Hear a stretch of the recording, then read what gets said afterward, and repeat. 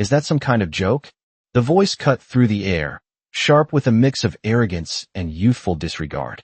It was the kind of tone only someone who had never faced the weight of real responsibility could have. John Miller didn't flinch. His weathered hands, calloused from decades of service, continued to flip burgers at the grill in the corner of the naval base's mess hall. Around him, a group of young sailors laughed, clearly amused by the sight of an old man in his mid-80s working in a place so far beneath his supposed dignity. They were dressed in pristine uniforms, all sharp and perfect, their smirks matching the polished perfection of their boots. "Hey, Grandpa, you sure you're in the right place?" Petty Officer Davis snickered, leaning over to one of his friends. "You know, they've got a bingo game going on in the rec hall. Maybe you should join them." The laughter that followed was loud, cruel, and dismissive, but John didn't respond. He didn't need to. He'd heard this before. He'd endured worse in places far more dangerous. But these boys, they had no idea who they were mocking. The smell of sizzling burgers filled the air, masking the tension just under the surface. John's eyes, clear and unblinking, stayed fixed on the grill. He didn't even look at them. The mocking continued, though, growing more intense as the group of sailors gathered around him. "Come on, old man, you sure you remember how to work that thing?" one of the sailors shouted. Another one laughed, pointing to the worn-out apron John was wearing. "What's that? Your war uniform?" The old veteran's silence only made them more brazen. They circled him like sharks. But then, in a moment that made everything stop, Petty Officer Davis reached out and flicked the small, tarnished pin on John's apron, a pin that had clearly seen better days. The small gesture sent a jolt through John's mind, and everything around him faded. He wasn't at the grill anymore. He wasn't in the mess hall. He was back in a jungle, under a sky that was no longer blue, but the color of smoke and gunfire. The air was thick with the smell of blood and sweat. His hand, trembling only slightly now, tightened around the worn-out pin. He could still hear the screams, the cries of men who were counting on him. The voice of a young officer, barely more than a boy, rang in his ears. "Take this, John. You're the only one who can save us. We wouldn't be here without you." The weight of the words settled over him as if they were carved into his bones. "This pin is all I've got left. Keep it. Remember me," the officer had said, his voice choked with pain. The memory dissolved, and John found himself back at the grill. The laughter had stopped. The sailors had seen it too. His eyes, cold and unyielding. They could no longer pretend he was just some old man. They had no idea who they were talking to. "Don't touch that," John said quietly, his voice low but carrying the weight of 1,000 unspoken stories. Davis hesitated, a brief flicker of recognition crossing his face, but the arrogance quickly returned. He straightened up and snorted, looking to his friends for validation. But before anyone could speak, there was a movement at the door. A man in a sharp uniform stepped inside. Captain Richard, with his stern face and piercing gaze, had been watching from the door. His eyes landed on John and then, slowly, moved to the sailors standing around him. "Petty Officer Davis," Captain Richard said, his voice steady but firm. "You have no idea who you're speaking to, do you?" The room fell silent. Davis turned to look at the captain, confused, but then his gaze shifted to John, whose presence seemed to fill the entire room. And that's when it happened. Captain Richard took a few steps forward, his eyes never leaving John. "I suggest you all take a step back," the captain said calmly. The tension in the room crackled. The air felt thick, as if the walls themselves had noticed the change. John Miller wasn't just some old man flipping burgers. He was a legend, a name that would make anyone stop and salute. The room, once filled with mockery, now stood still, a quiet recognition settling in. Davis and the other sailors slowly took a step back. Their faces turned pale as they realized the magnitude of their mistake. It wasn't just the captain's presence that had silenced them. It was the revelation that the man standing before them was someone they had disrespected without knowing. The silence stretched, heavy and uncomfortable, until Captain Richard turned. Back to John, his expression now one of complete respect. "Mr. Miller," he said, nodding slightly, "we owe you more than we could ever repay." The room remained frozen, as if the air itself had thickened with the weight of the moment. The sailors who had once mocked John Miller now stood in stunned silence, their arrogance evaporating in the face of something they couldn't possibly understand. Captain Richard's gaze didn't waver from John, but there was a shift in the way he held himself.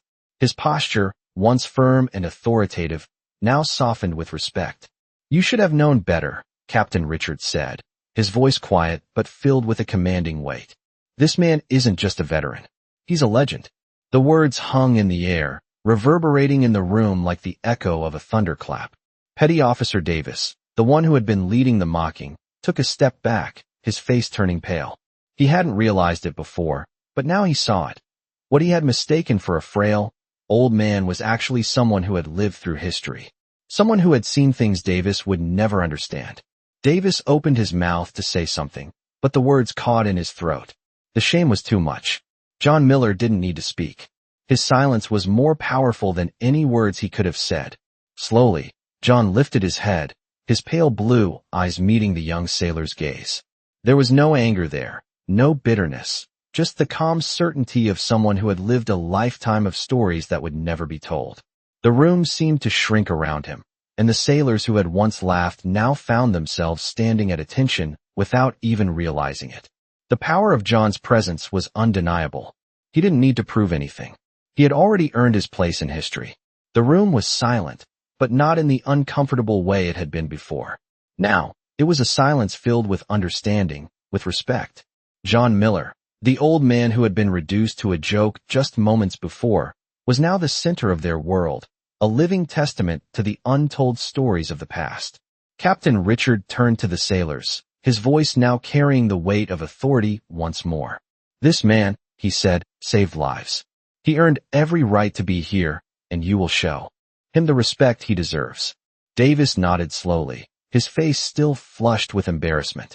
He had seen many veterans in his time, but none like this. None with the kind of quiet strength that seemed to radiate from John. He had thought the old man was just another relic, but now he understood. John Miller was not just a man. He was a symbol of sacrifice, of duty, and of the untold stories of the men who had fought before him. "I'm sorry, sir," Davis said, his voice barely above a whisper. John Miller nodded once, acknowledging the apology, but there was no need for further words. He had never sought their apology. He had never sought their recognition. All he had ever wanted was to be left to his quiet life, flipping burgers in peace. But now, in this moment, he had been seen for what he truly was.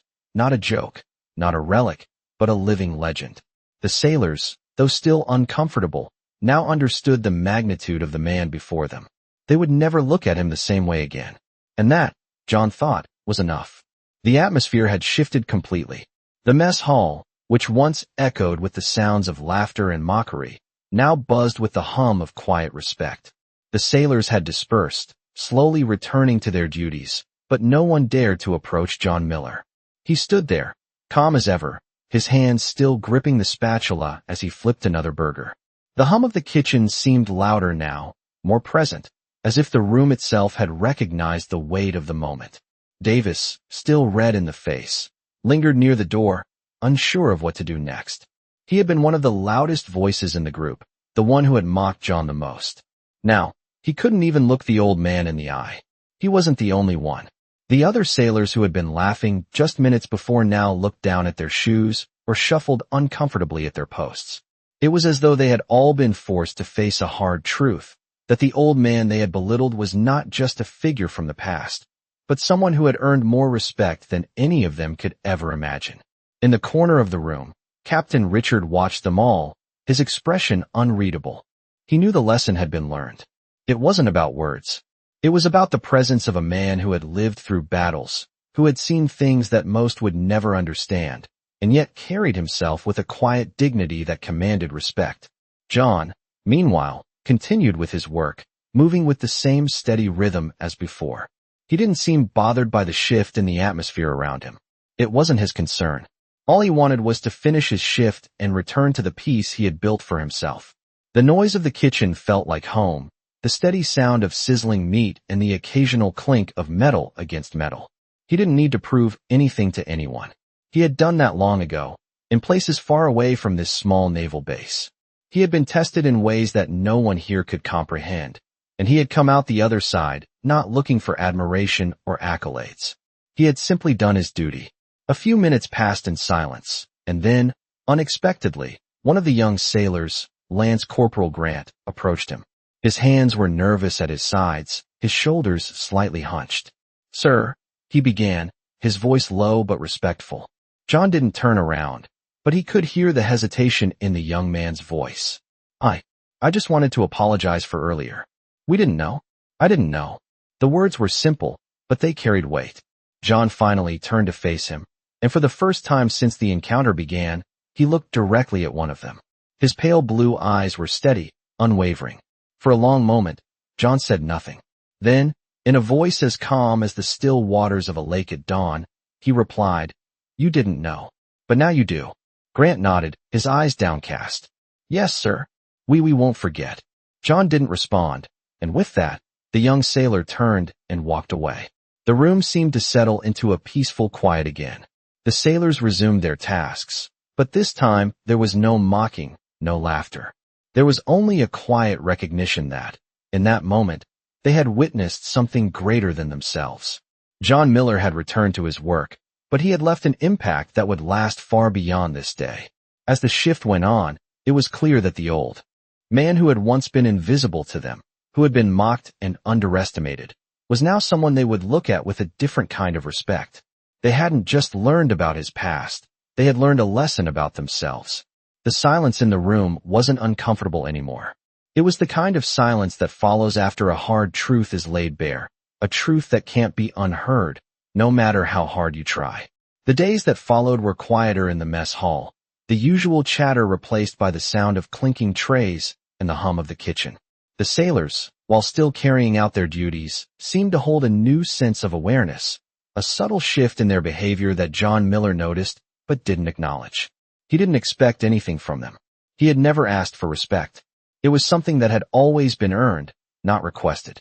But now, when they walked past him, their heads were held just a little higher. They didn't speak to him much, but they didn't mock him either. It was the silent understanding of a lesson learned, one that would stay with them long after they left this base. As for John, he carried on with his life as he always had, quietly, deliberately, without complaint. The work at the grill was routine, but it brought him peace. It was something simple, something he could do without any fanfare. But in the stillness of his routine, John's mind often wandered back to the past. He didn't need the recognition, didn't need the applause, but sometimes, late at night, the memories would return uninvited. The faces of men he had saved, the faces of men he had lost. They were all still with him, tucked away in the corners of his mind. Those memories were his burden to carry, and he carried them alone. One afternoon, a few weeks after the incident, as John wiped his hands on a rag after finishing a shift, Captain Richard approached him again. This time, the captain didn't hesitate. He walked up to John, standing still for a moment, as if collecting his thoughts. "Miller," he began, his voice softer than usual, "I know you don't seek attention, but I wanted to thank you." John didn't respond immediately. He simply looked at the captain, waiting for him to continue. "You've taught these men more than I ever could," Captain Richard said, his voice filled with a quiet respect. "I know they'll never forget the lesson you gave them." John nodded slowly, acknowledging the words, though he never sought acknowledgement. That wasn't what mattered to him. What mattered was that, for once, the sailors saw him for who he really was. Not just an old man flipping burgers, but someone who had lived through battles, who had earned his place through sweat and sacrifice. The captain paused for a moment before speaking again, his expression thoughtful. "I've arranged for you to get some time off," he said. "Take a few days. You've earned it." John thought about it for a moment, then shook his head. He wasn't one for vacations or rest. He had a purpose here, and it was simple. "I'm fine," he replied, his voice steady as always. "I don't need time off." The captain, knowing better than to argue with him, simply nodded. "All right then, but if you ever change your mind, you know where to find me." With that, Captain Richard turned and walked away, leaving John to his thoughts. The rest of the day passed quietly, the normal rhythms of the mess hall resuming, but there was an unspoken respect in the air, one that hadn't been there before. John continued to work in silence, just as he always had. But now, every sailor who passed by him understood something they hadn't before. They understood that true strength wasn't about the uniform you wore or the rank you held. It was about the quiet dignity you carried with you, no matter what the world saw on the surface. And that was a lesson they would never forget. Weeks passed since the tension had shifted in the mess hall, and the daily rhythm of life on base had returned to a quiet normalcy. The young sailors, once eager to mock, now moved with a quiet respect. They worked, ate, and passed by John Miller without speaking much, but their gestures were different, more measured, more mindful. John noticed it in the way they held their heads slightly higher, the way their eyes avoided his, but with a kind of reverence, like they were seeing him for the first time. It didn't matter to him. He wasn't looking for acknowledgement. The work at the grill was as steady and predictable as ever. The sizzle of burgers on the grill became the soundtrack of his days, a soothing reminder of how simple life could be when you didn't need anything more than the present moment. Still, every so often, he would glance over at the young men and women around him, wondering if any of them would ever truly understand. For John, it wasn't about recognition. It never had been. It was about something deeper, a sense of duty, a sense of responsibility that ran through him like a current he couldn't turn off. That's what had carried him through years of war, through days and nights that blurred into one. That same sense of duty kept him grounded here, in this quiet base, flipping burgers for sailors who would never fully grasp what he had lived through. One evening, as the sun began to dip below the horizon, painting the sky in shades of orange and pink, Captain Richard approached again. This time, there was no formal ceremony or grand speech. He simply stood by the counter where John was working, watching him for a moment before speaking. "You've been here a while now," the captain said, his tone neutral, but there was an underlying warmth to it. John didn't stop working, but his eyes flicked up to meet the captain's. "I'm not complaining," John replied, his voice calm and steady. "You've earned your place here, Miller," Captain Richard said, his gaze fixed on him. "I don't think the sailors know just how much, but you've earned it." John paused, the spatula in his hand hovering over the grill for a moment. He didn't answer. He didn't need to. It wasn't about needing anyone's approval. The captain's words were not new to him, but they meant something different now. It was a kind of respect he hadn't expected to receive. The room was quieter than usual, as if the very air had thickened with the weight of the unspoken understanding between the two men. "I think it's time for you to go home," the captain continued, his voice softer now. "Take a break. You've earned it." John shook his head slightly, not in defiance, but in simple practicality. "I'm fine," he said. "I don't need time off. I've got work to do." The captain smiled faintly, though there was a glimmer of something more in his eyes. He knew John wouldn't accept the offer. "If you ever change your mind, Miller," he said, "the offer's always there." With that, Captain Richard turned and walked away, leaving John alone with his thoughts. As the captain's footsteps faded into the distance, John returned to his work. The burgers sizzled, the kitchen filled with familiar sounds, and for a moment, everything felt as it should. He had no need for time off, no need for rest. His purpose here was clear. As the evening wore on, the sailors trickled in, some pausing to glance his way, offering nods of quiet respect, but not a word was spoken. John Miller didn't need them to say anything. The respect was already there, unspoken and solid, like the foundation of something built over years of sacrifice and duty. And that was enough. It had been a few months since the change in atmosphere at the base, and John Miller had settled into his routine. The sailors no longer mocked him, no longer saw him as just a relic of the past. They passed by him with quiet respect, each one now understanding that the old man flipping burgers wasn't just some aging veteran, but a figure who had earned his place through a lifetime of service and sacrifice. John never acknowledged it, never sought out their recognition. He didn't need it. What mattered was that the respect was there, unspoken, in the quiet nods they gave him as they passed by. As the days went on, John continued his work without fanfare. The kitchen had become his world, a space where he could focus on the task at hand without distractions. The sizzle of the grill, the steady rhythm of his work, the quiet hum of the bass, these were the things that grounded him, that kept him going. The work was simple, but to John, it was enough. One evening, just as the sun was dipping below the horizon, Captain Richard walked into the mess hall again. This time, there was a different look in his eyes, one that held more than just the usual respect. He walked up to John, standing still for a moment as he watched the old man work. "Miller," he said, his tone quieter than usual. John didn't stop flipping burgers. He knew the captain was there, but he didn't feel the need to acknowledge him. The captain had already shown him respect, and that was enough. "I've been thinking," Captain Richard continued, "about the men here. The ones you've worked with. They've learned something from you. Something I don't think they'll ever forget." John paused for a moment, the spatula hovering above the grill as he glanced over at the captain. He didn't speak, but his expression was enough. He didn't need words to understand what the captain was saying. "You've taught them more than any drill or exercise could have," the captain said, his voice carrying the weight of understanding. "You've taught them about honor, about duty, about what it really means to serve." John didn't respond. He never had to. The silence between them was comfortable, filled with a shared understanding that needed no explanation. The captain continued, his voice softer now, almost as if he was speaking to himself more than to John. "You've earned your place here, Miller, and I think it's time you know that. I don't think I ever truly understood that until now." John finished flipping the burger and set it aside, the rhythm of the kitchen never breaking. He looked up at the captain again, and for the first time in a long while, he gave him a small nod. That was all. The captain smiled, a small but genuine smile. It wasn't the kind of smile given out of obligation or respect. It was a smile of recognition, of true understanding. "Take care, Miller," Captain Richard said, his voice carrying a finality to it.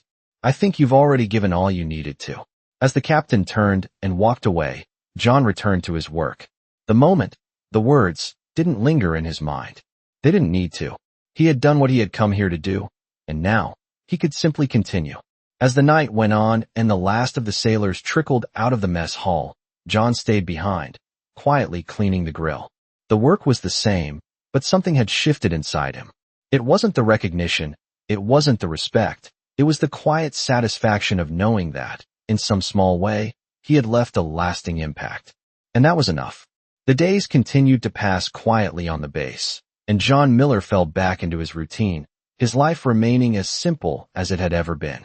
The sailors, though still respectful, had begun to move on with their own lives, the lessons learned from John now etched into the fabric of their daily routines.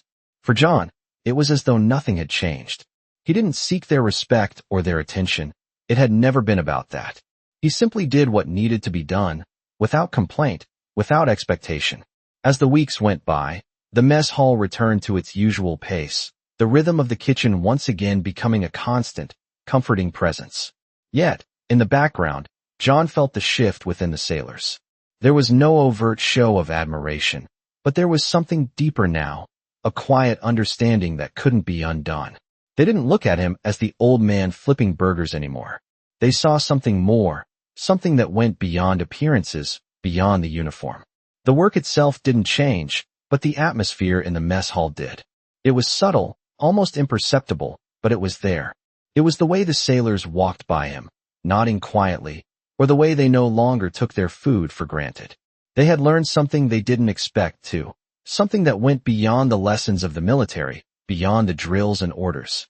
They had learned the quiet strength of a man who had lived through things they could never truly understand, a man who carried the weight of a lifetime of service without needing to boast about it. One evening, as John was cleaning up the grill after another quiet shift, Captain Richard came by once more. There was no formal introduction this time, no speeches or praise. Just the captain, standing in the doorway of the kitchen, watching John as he worked. "Miller," he said quietly, his voice carrying a note of finality. John didn't stop working, didn't look up. "I wanted to let you know," the captain continued. "The men, they've been talking. They know now what you've done, what you've been through, and they respect you. Truly." John nodded, but said nothing. He didn't need to hear it. He already knew. It wasn't about the recognition, it wasn't about the accolades. It was about something much simpler, knowing that, in some small way, he had helped to shape the people around him, had made them see the world through a different lens. "I think it's time you move on, Miller," the captain said, a slight smile on his face. "You've earned the rest." John didn't answer immediately. He thought about it, his hands still moving with practiced precision as he wiped down the counter. Finally, he gave a small shake of his head. "I'm not done here," he said quietly, as if that was all that needed to be said. The captain stood for a moment, watching John with something akin to admiration in his eyes. He didn't argue. He didn't push. "I figured you'd say that," Captain Richard said with a slight chuckle, his voice warm. "Well, if you ever do decide to take a break, just let me know." John gave a small, almost imperceptible nod, acknowledging the captain's words. Then, without another word, the captain turned and walked away, leaving John to finish his work. The mess hall continued on as it always had, the hum of activity never quite ceasing. But now, there was a sense of finality in the air. Not the kind of finality that marked an ending, but the kind that whispered of a lesson learned, of respect earned, and of a life lived with purpose. As John stood there, cleaning the last of the dishes, he felt a quiet sense of peace. It wasn't about being recognized or being honored. It was about knowing that, no matter what, he had done what he had come here to do. And that was enough. It had been some time since Captain Richard's last visit, and things at the base had settled into a predictable calm. The mess hall was quieter now, more peaceful. The sailors went about their business, their work no longer a daily grind of mockery, but of mutual respect. John Miller's presence, though subtle, seemed to have a calming effect on the entire atmosphere. They no longer viewed him as just the old man at the grill. Now, they saw him as something more, a quiet pillar of strength and resilience. Even as the days went by, John didn't feel the need to change. He had never been someone who chased accolades or recognition. The work was simple, and for him, it was enough. Every morning, he would arrive at the mess hall, his boots steady on the ground, his uniform perfectly simple but neat, just like he had always kept it. The grill was his space, a place where he could retreat from the world's demands and find peace in the rhythm of flipping burgers, each one a small victory. The air had a different feel now, though. There was an underlying respect that John could sense without seeing it.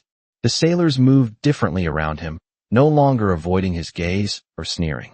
They nodded, offering small greetings, but mostly, they let him be. And that was fine with John. That's all he ever needed. One afternoon, as the sun was beginning to set and the mess hall started to quiet down for the evening, a familiar figure entered. It was Petty Officer Davis, the one who had mocked John the hardest in the past. John noticed him immediately, but he didn't pause in his work. He simply continued with what he was doing, as he always did. Davis walked up to the counter, his steps hesitant. He didn't look directly at John at first. Instead, his gaze was fixed on the floor, as if he was unsure of how to approach. For a moment, there was only silence between them. The sound of the grill sizzling in the background seemed to fill the void. Finally, after what felt like an eternity, Davis spoke. "I just wanted to say I'm sorry," he said quietly, his voice uncertain. John didn't stop working. He didn't need to hear it. But the sincerity in Davis's tone made him pause for a brief moment. His hand remained on the spatula, but his gaze shifted, meeting Davis's eyes for the first time in months. "You didn't know," John said simply, his voice calm and steady. "But now you do." Davis nodded, his face still flushed with the weight of the apology. "I never should have treated you the way I did," he continued. "I had no idea who you were, what you'd been through. I was wrong." John didn't respond, but there was no need for more words. The silence between them wasn't uncomfortable. It was the kind of silence that comes after understanding, after a lesson has been learned. Davis stood there for a moment longer before finally looking up, meeting John's eyes. "I won't forget," he said, his voice low but filled with sincerity. John nodded once, a small gesture, but it was enough. With that, Davis turned and walked away, his steps quieter now, more measured than before. John returned to his work, the familiar rhythm of the grill pulling him back into his routine. But something had shifted. It wasn't the apology itself, it wasn't about the words. It was about the change, the understanding, the recognition that had taken place. For John, that was all that mattered. He didn't need to be a hero. He didn't need a fanfare. He didn't need anyone to shout his name. All he needed was the quiet knowledge that the men and women around him had learned something. And that was enough. The days passed quietly, and the rhythm of the bass continued, unchanged. John Miller remained a constant in the mess hall, his steady presence no longer unnoticed. The sailors, having come to understand the depth of his past, now treated him with a quiet respect, though the words of admiration were few. They didn't need to speak it out loud. It was in their actions, in the way they greeted him, in the way they stepped aside to let him work in peace. It was a silent acknowledgement of the lesson they had all learned. John didn't seek the recognition. He had never needed it. What mattered was the respect that had been earned not by words, but by actions. His days were simple, predictable, filled with the steady hum of the grill and the familiar tasks of the mess hall. He had found peace in this routine, in the quiet work that allowed him to leave behind the chaos of his past. There were no grand gestures, no moments of fanfare. His life was grounded in the small, everyday things, the sound of sizzling meat, the clink of a tray, the simple satisfaction of a job done well. One afternoon, as the base settled into its usual calm, Captain Richard walked in again, his footsteps echoing softly in the quiet hall. He didn't hesitate this time, didn't linger. He walked straight up to John, who was just finishing cleaning the counter after the lunch rush. "Miller," the captain said, his voice steady but carrying a weight that made John pause. John looked up, meeting the captain's eyes. He had grown used to the captain's presence over the past months, but this time, there was something different in the air. "You've made an impact here," Captain Richard continued, his tone thoughtful.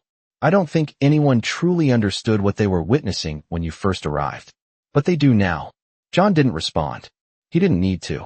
The captain's words were enough. "The respect they've shown you, it's not because of your rank or your past," the captain said, his voice lowering. "It's because of who you are, the way you carry yourself, the quiet strength. It's something they can't ignore anymore." John paused, his hand resting on the edge of the counter.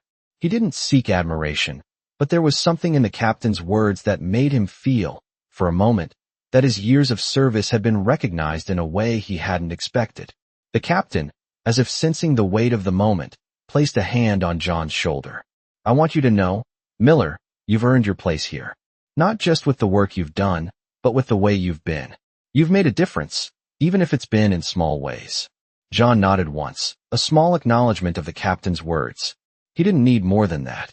It was enough to know that his time here, however quiet, had left an impression.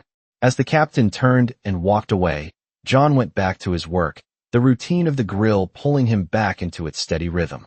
But this time, there was something more in the air, a sense of peace, of completion.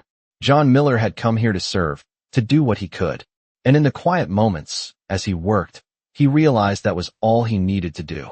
He had made his mark, not with grand gestures, but with the quiet strength of a man who had lived through it all and never needed anything more than the work itself.